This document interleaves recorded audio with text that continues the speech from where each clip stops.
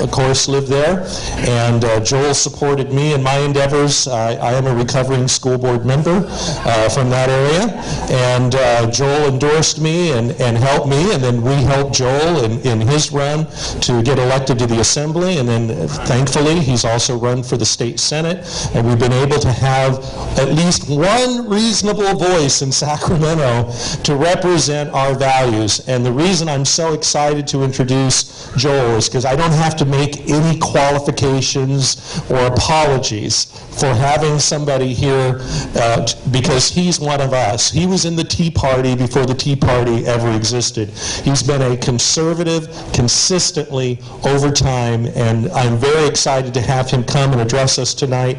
We've asked him to touch on the immigration issue and whatever else he has on his mind. We're going to give him about 20 minutes, and then we're going to have some Q&A. So if you think of a question, write it down, and I'll come around with a microphone so that we can all participate in that. But would you please join me in welcoming my good friend, Senator Joel Anderson.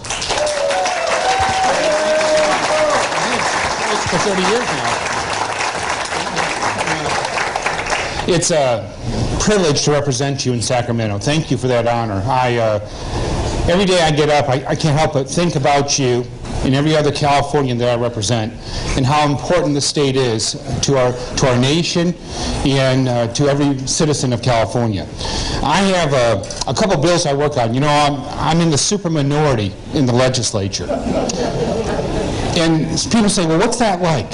And let me tell you, it's like being invited to a dinner where the table is mounted on the back of a pickup, and the host is sitting in the back of the pickup, and the truck's going 2 miles an hour. As long as you're willing to run, you're still at the dinner. But with that, it's uphill all the time. And I always count on you and other citizens to make me effective. I represent you. I don't own you. And so it's important that we send a clear message to Sacramento that these things are important to us, whatever those issues are. It's when we're silent that they just run right over us. And if we're vocal, we're not enough vocal. There's not enough of us being vocal. So there's a couple of things that I think that would be of interest to you. I have a bill right now that I'm joint authored with a Democrat colleague of mine, and it's SB 828. And we have a bunch of these little packets that we passed out that give you a background on it. But let me just summarize this real quickly. Under the Obama administration, the NSA has gone absolutely rogue. They're collecting data on everyday citizens. And what we're trying to do with this bill is use the 10th Amendment, states' rights, to enforce the 4th Amendment, which is due process and the right to privacy. And what we're saying is it would prohibit any state employee from assisting the NSA in doing a data dump on your information.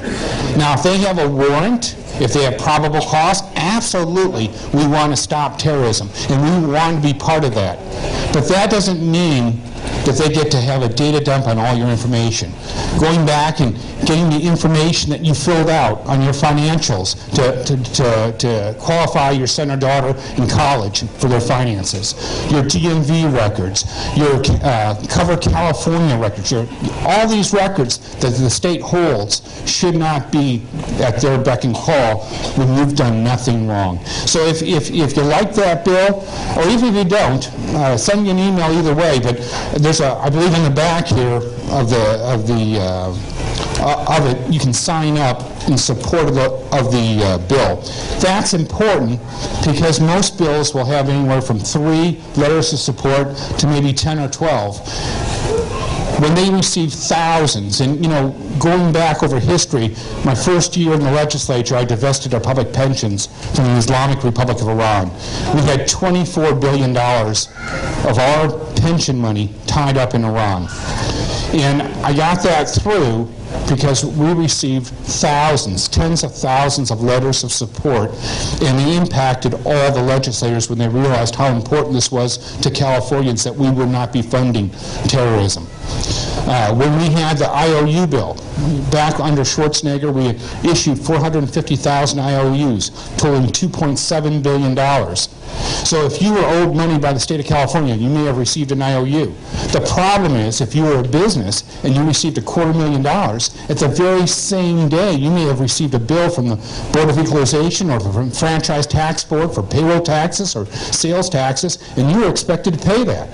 And if you didn't pay it, you receive statutory fines, penalties, and interest.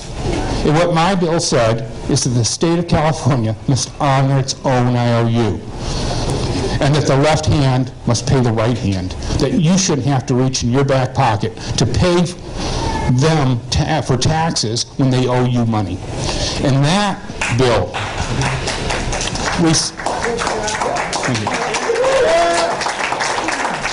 that bill was passed overwhelmingly through the legislature despite people working against it, because we received so many letters of support of it. So on these bills, if you just shoot me a note saying, hey, I'm in support of this bill, please list my name. And all I'm asking you is that you include your address or a phone number, because I can't have Donald Duck on these. The press, my colleagues across the aisle would love to mock me by having fictitious names in it.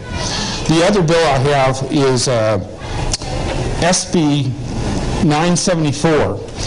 When they moved forward with Cover California, that's ACA in California, that's Obamacare in California, people would go up to the website, start to fill it out, and not finish it. And their data, because they were so desperate to have people sign up, they marketed that data out to others. So here you are signing up thinking that you have a confidential relationship with the state of California, and they were farming out your data as if you had signed up. You know, it's so odd. In banking and insurance and in all these areas, the California legislature has passed bills and laws now prohibiting them from marketing your information. And you have to check a box saying you may market my information or you may not, by not checking that box. But they don't hold themselves to the same standards they hold business to. And so what this bill does, it simply does that. There will be a box on Cover California that if you want help, you can check the box and somebody will be referred to you to help you. But they won't be able to sell your information or to ship it out to others. And so that's the SB 702 that I thought you'd be interested in. And then the last one I have is frequently we have elected officials that abuse their power. And most recently, we've had a bunch of elected officials receive badges that are honorary badges. You know, sometimes when you get elected, they'll give you a badge that's not earned. Or you may donate to an organization and they'll give you a badge showing that you are a donor at a certain level. That badge, if it's coming from law enforcement, was never meant to be used for as an act of law enforcement. So if you brandish that badge and you wave somebody over to pull over in a road rage, you should lose the badge. Now, if you never say that you're a law enforcement personnel, then you cannot be prosecuted for a misdemeanor. If you go out and impersonate law enforcement, you can be prosecuted. But if you simply take the star badge, wave it at the person, and tell them to do something, you're inferring it, but that's a loophole in the law. There's no consequence for that. And so what I'm trying to do is close that loophole. Nobody should be allowed during a road rage to use an honorary badge. And I got to tell you, you have to think twice about somebody who carries an honorary badge on their person, right? Are these the people that we truly want in office? So that's the other bill I have for you today that I'm working on. These are 3 issues. But the biggest fear I have is recently in Sacramento, there's been a complete attack on our civil liberties, and they're looking to consolidate power. They have all these great bills like SCA 17, which says that if you leave office early, the governor, to save money, won't have a special election. They will simply appoint somebody to fill that term. Well, that sounds terrific on paper, and you think, gosh, it's so reasonable. But let's look at how it's been applied. We had Senator Rubio in Central Valley who left early to go take a job with Chevron.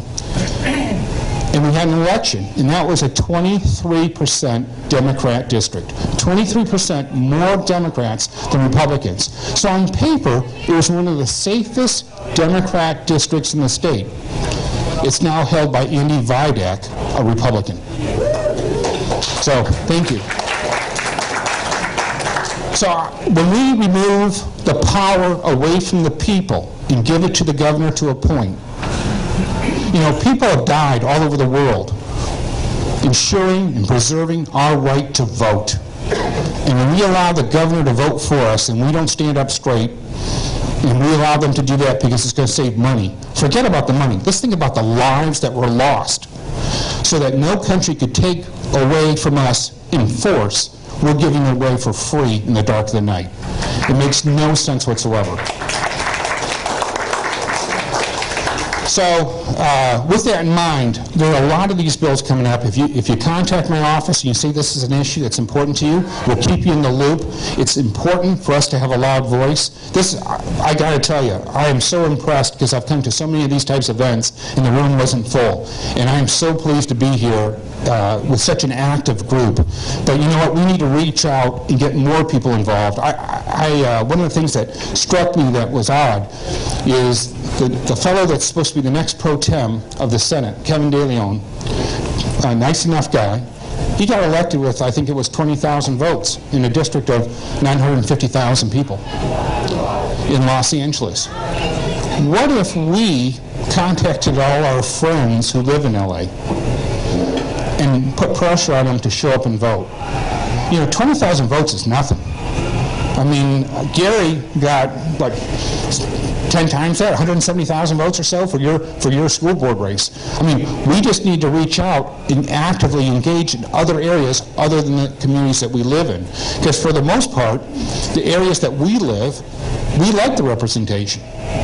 It's the other areas that are the majority of the legislature that are doing crazy things to us.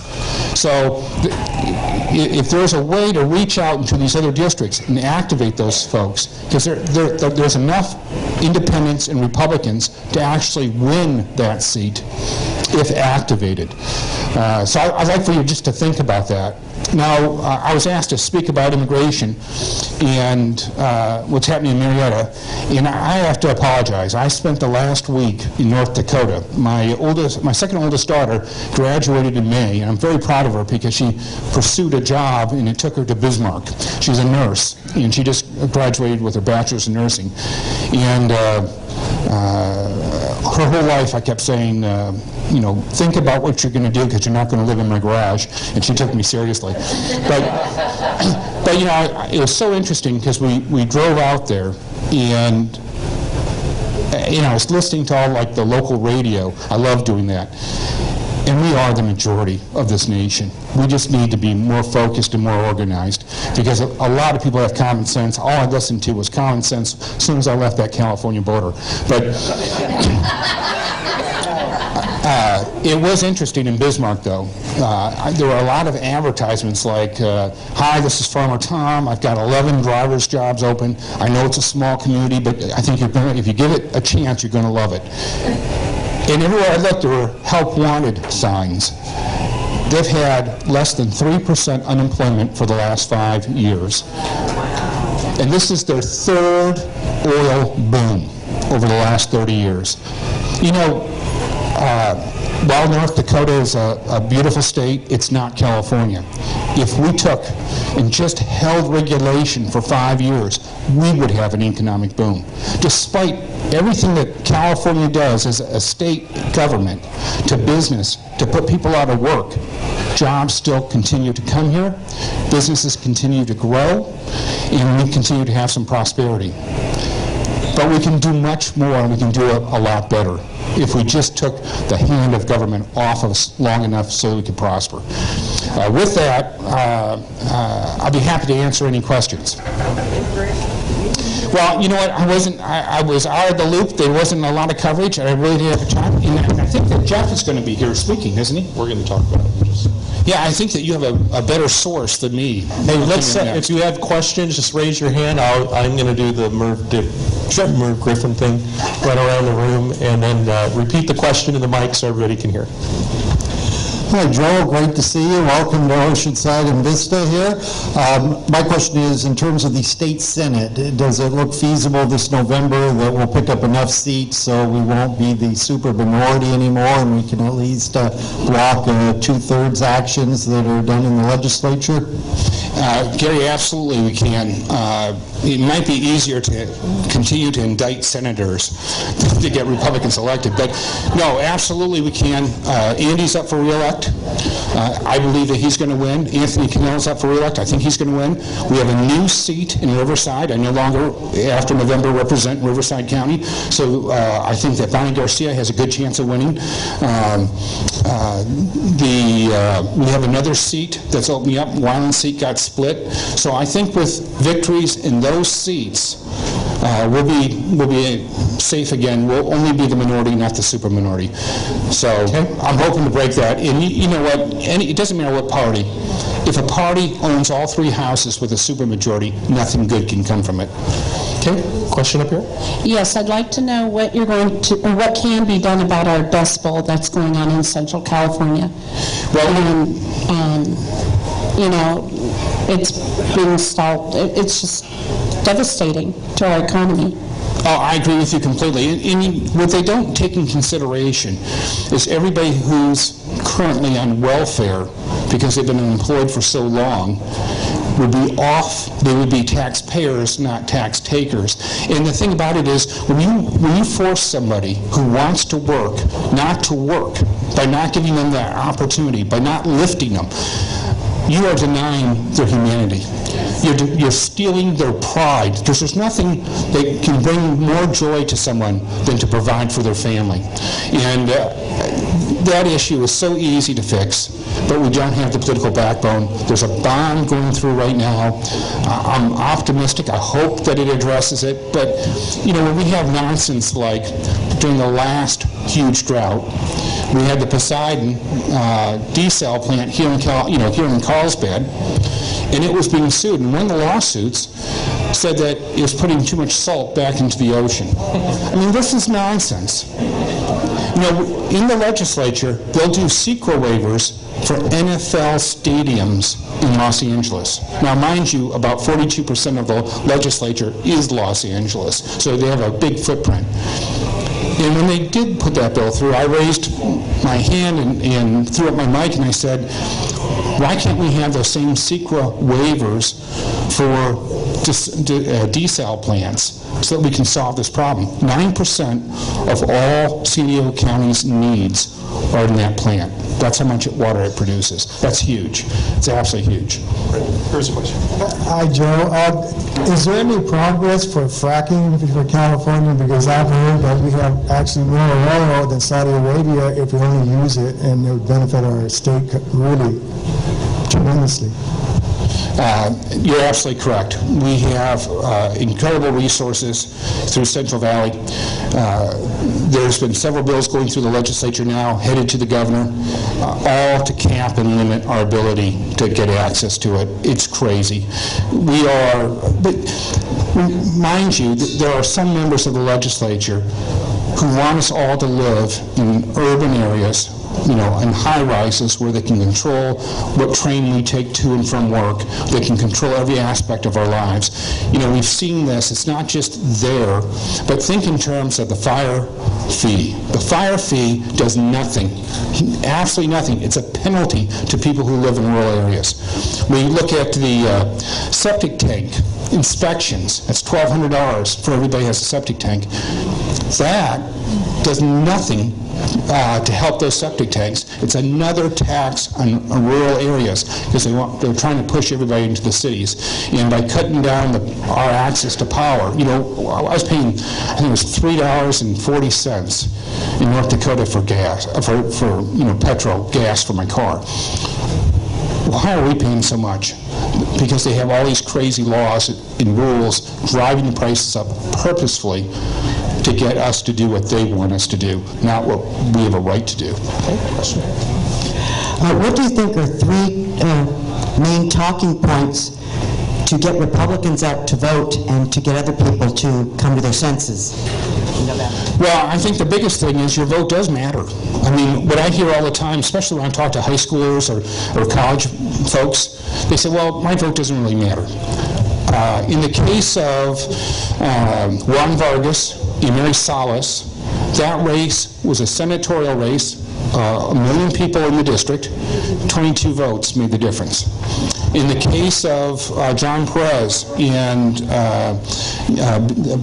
BOE member Yee, I think that is under 300 votes, and that's statewide, and we're talking about millions of votes. So absolutely your vote matters, but you've got to, it's not just you going, you got to bring other people, and you're right on it. But I think the biggest thing is people just don't believe their vote matters, and that's false.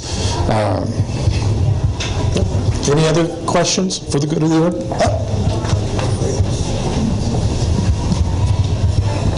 Hi, I don't really have a question, but I have a few comments that I just want to. When you talked about the Obamacare and some of the issues going on there with privacy, in today's paper, I actually brought it. I didn't plan on doing this, but there's an article, and a lot of times I can't even read the paper because it's so biased, but I thought that this was interesting, and it may be something that you may want to look into. They talked about the Medicaid backlog. I think in California there's 600,000 people that low income that may qualify. So one of the things they're discussing as a possible solution is the presumption of that the people that have not been that have enrolled and they've waited but they've not been registered into the program yet, the presumption that they qualify and putting them on to the Medicaid rolls. And I think that that would be a disaster. I mean, obviously we don't want people to go without health care if you believe in this, but at the same time you don't want people taking money, and then how do you recoup the costs? Who's going to get hurt? The doctors that accept whatever. So maybe something that you might want to look at. Another thing in the paper today, they had this man who has this article on the California legislature and how they're lying about balanced budget when in fact it's not balanced because of the pensions and the debt that we have. And this full-page ad ran in major newspapers in California. So maybe somebody that you may want to contact, or his name is Dino Cortopassi, and he's just an individual person. He's not representing any group. He's just fed up for what's happening and for his grandchildren. So. Well, I agree with him. I mean, that's absolutely correct. One more question. But what I disagree with is that blanket statement of saying, oh, it's the legislature. No, it's the supermajority. They don't need any Republican votes. And I don't believe that there was a Republican vote for the budget. I think that was all done with votes from the majority party. So when people say, well, they're all the same, no, they're not the same. There's woeful. They get into this mindset, well, if we had a moderate Democrat, that's as good as a Republican. It's not. They vote for the budget. They vote for all those hide the P techniques that Republicans, now there are always some exceptions, but Republicans generally do not vote for it. And I can tell you unassuredly that this Republican has never voted for it because it's not right. Okay, one last question here. Oh, I want to know if there's any discussion at all in the legislature about Al Marine in Mexico. There isn't. If I were in Congress, I'd be laser focused on it, but we don't have any real authority over it because we're the state legislature, and it's very difficult. With a lot of this stuff, I'm not in Congress. So it really falls under the federal purview and not the state purview. But I think it's absolutely outrageous. I mean, if we had done that to a foreigner coming to our country, the press would be outraged. We'd see it on the front page all the time. We'd still be blaming George Bush for it. So, the idea that they get a free pass is absolutely outrageous to me. The fact that, it's just a sad day in the United States that the president believes that he's a monarch and he can just go ahead and sign his name to anything he wants without Congress or the Senate. And that's very disappointing. Can't we create 5 politicians? Hey, before Joel leaves, I just want to say, now, we're about trying to make a difference. I really believe we've got to find a way to put a check on what's going on in Sacramento. So we need to get, again, back at least a minority. And so can we partner together? Do you know which races are targeted where our group can be strategic, where we can make phone calls, we have a PAC, we can make donations, so that we can at least get to stop the worst of the things that are happening in Sacramento? Oh, absolutely. You know what? I can pull that together and shoot it over to you, and then you can pick through, from our targeted races, which ones that you'd like to participate in the most. Okay. But absolutely. And you know what? It's funny. I have all these Joelisms, and I always have these people come in, and I might get a vote wrong once in a while, and the person will come in and say, "Well, why did you vote that way?" And I'm thinking, first of all, there's 3,000 bills that we see. There hasn't been 3,000 good ideas in the history of man.